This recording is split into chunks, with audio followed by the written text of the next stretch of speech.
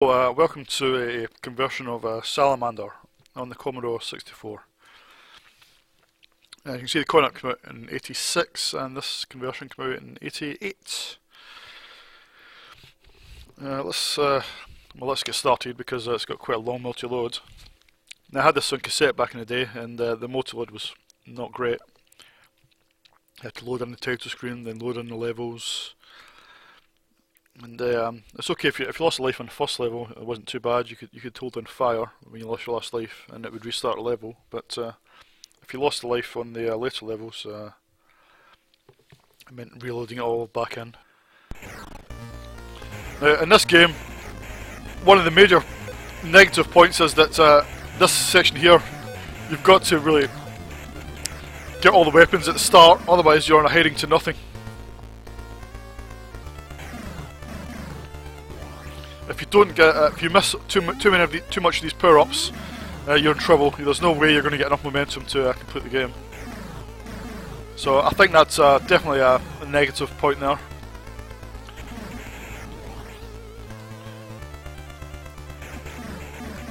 I mean, you could argue in the coin-op that it just means you have to pump more money in. That's fine, but on the 64, it's not fine because there's only 3 lives and there's no more credits, and there's no way to get extra lives.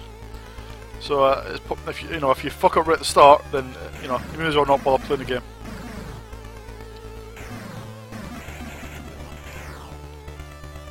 Now, this is quite a reasonable representation of the first level from the coin-op. The graphics are great. The sound and music is great. I think the music is a bit more, bit beefed up. The coin-op music is a bit weedy, to be honest. So are the sound effects. I quite like the sound effects in the 64 version as well. I think Mark Cooksey did the music sound effects. Now you can see you can really fill the screen with your weapons, which is great. But this brings us to the probably one of the bigger or more noticeable absences from the coin-op version, and that is the 2-player mode. There isn't a 2-player mode. Which is obviously quite a downside if you're a fan of the 2-player mode in the coin-op, but as a 1-player conversion, as a 1-player game, the conversion's okay.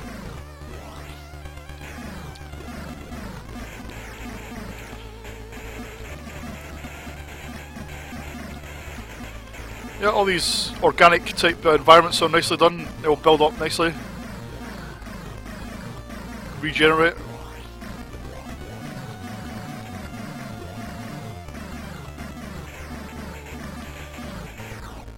At first glance, this looks like quite an impressive conversion, but in some ways it is. But you'll see as the game unfolds, little niggles start to appear. You can see that actually, in some ways, it's quite a half-baked conversion. Not that it's a bad game in any way or a bad conversion, but it's a little incomplete. So here we are at the boss. On the coin-op, the boss has 2 arms coming out of his brain, but in the 64 version he's only got 1 arm, and you can see the screen starts to slow down. But this is because the brain himself is done in, or maybe the arm, but part of the boss is done in software sprites, which are really eat into the CPU time in the 64. That's why we have the hardware sprites normally, but there just wasn't enough hardware sprites for him to get the boss moving with the arm. So I think it's quite a clever way of doing it. But as you can see, it does slow down the game a little bit.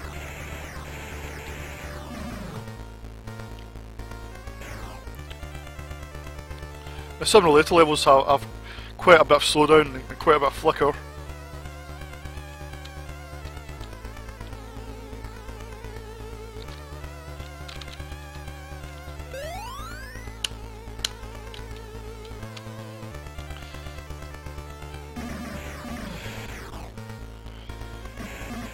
I couldn't fire that for some reason. Normally this boss is quite easy. I'm making a bit of a hash of it, to be honest. There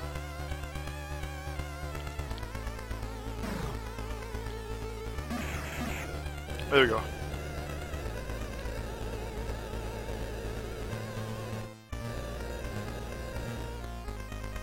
Right, so on to the second level.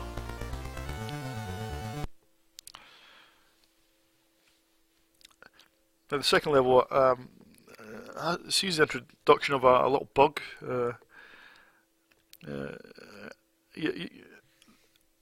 What happens is your multiples they no longer fire the missile power up, which is a little bit annoying. As you can see, that there's no missiles coming out of the multiples, even though they were on the previous level. And what you have to do is, to get them back, you have to lose a life and re-pick up the missile power-up. Now, I'm not going to do that on this level, because it's not too bad, so you don't really need it. But once you get to level 4, you really need that power-up, that missile power-up. So, what I normally do is, at the end of level 3, I lose a life, so that I can pick up the missile power-up on level 4. And this level is quite, except I've got beam laser now, which I normally keep for the rest of the game. This level is quite a faithful version of the coin-up level, apart from the boss. It does have one noticeable difference.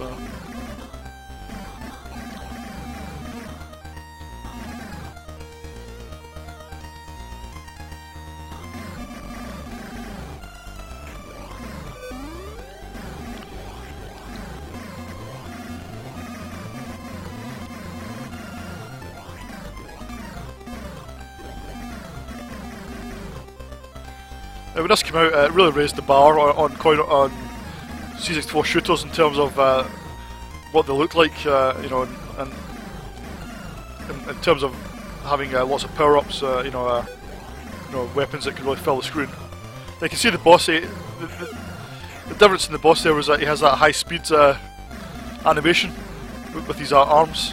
On the coin-up, his arms just sort of flail around quite slowly, but for some reason on the 64 version, he has that high speed thing at the start. I don't know why.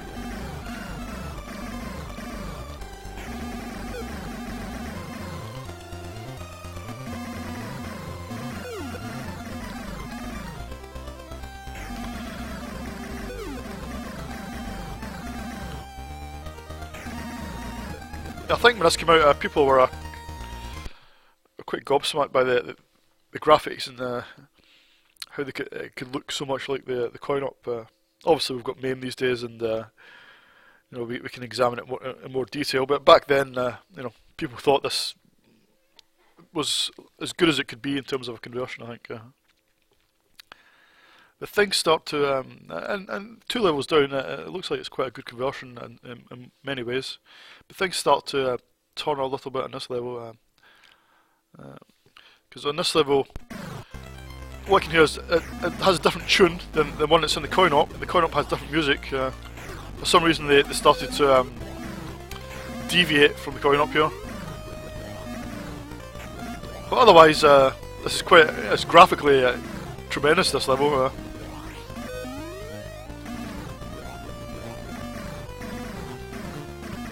I seem to have lost my shield. I don't remember. I thought I still had it, but.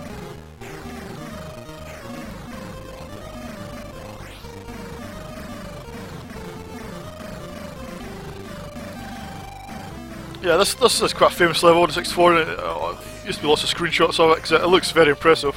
It looks even more impressive when it moves. Not just for the flames, but for the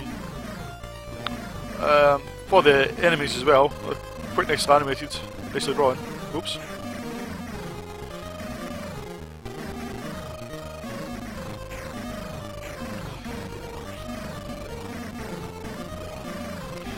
It's quite a tough level until you've had a bit of practice at it.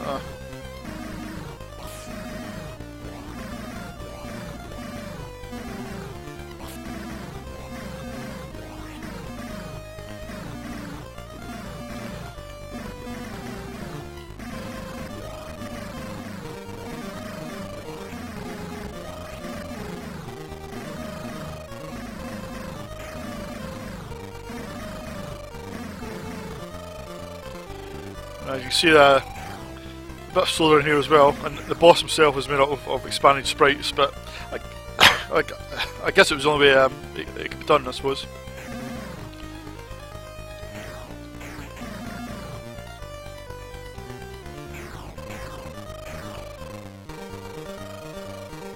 Right, what I tend to do is lose a life here just so that I can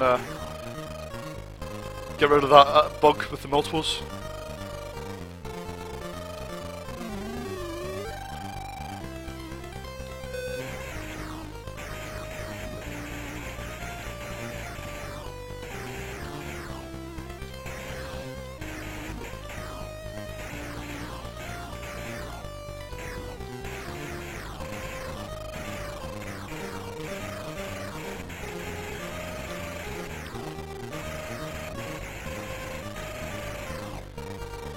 Come on.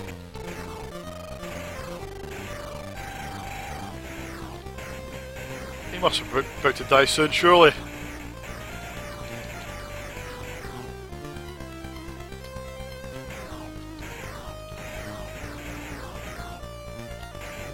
There we go.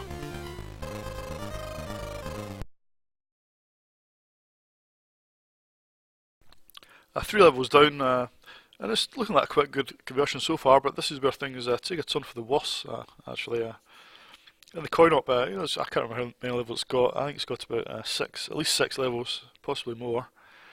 But on the 64, this is the last level, and it's, so they've brought this level forward to make it the last level. So there are only 4 levels in the 64 version, and that makes it quite a short game.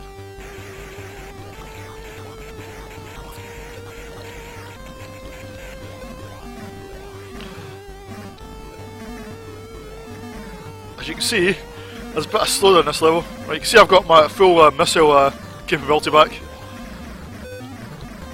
Yeah, there's quite a lot of slowdown and flicker in this level. I think it just felt too many enemies, I think. And it does detract from the experience a little bit. Especially when the music slows down.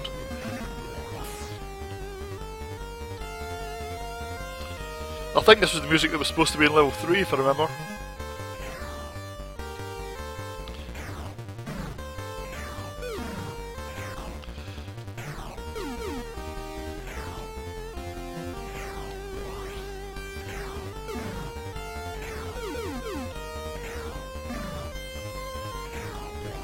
These are obviously the bosses from the original Gradius, said they were side on. Or Nemesis, if you prefer to call it that. Here they're just used as mini bosses.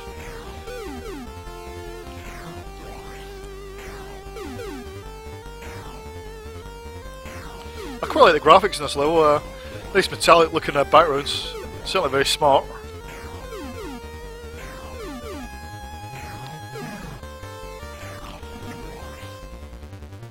And the sprites are very colourful in contrast to it, so apart from these ones, man. Oh, slow down. Now, there is quite a lot going on here, so the slowdown is understandable, but it's too bad he couldn't have maybe put maybe less sprites on the screen or something, but if he couldn't get it to run at full speed.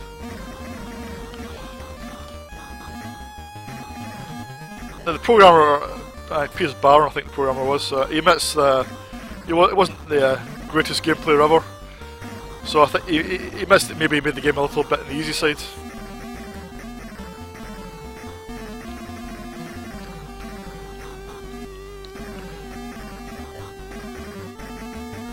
Whoa.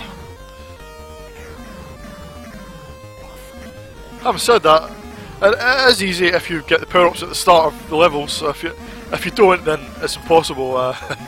So in that regard, it's not very balanced, the game.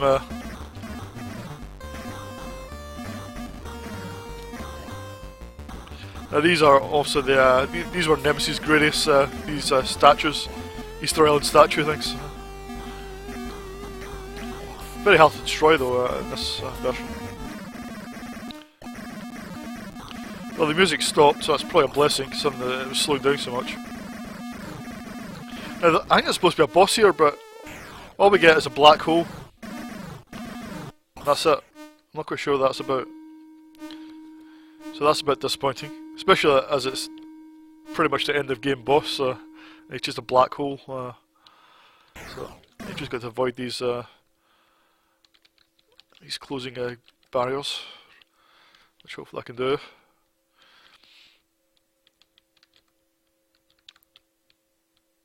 Normally one of them gets me.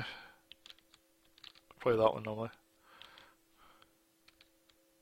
And there we go, and now we're treated to the lavish end of game sequence. No, that's it. You have defeated the Salamander. That is the end of game screen, which is a bit disappointing to be sure. After all that, but there we go. So not exactly considering the amount of multi-load in the game, they could have had another load for the in the game sequence. I don't think it would have hurt, but bit underwhelming to say the least. And of course, there's only 4 levels, so there we go. That's a bit disappointing. So there we go. That was Salamander. At the time, I think it was viewed as being quite an impressive conversion, but now that we've all played it in MAME, or even if you had it there, played it in the arcades back in the day, I think you can see that it's certainly impressive in some areas, but it's a bit half baked in the other areas, I think.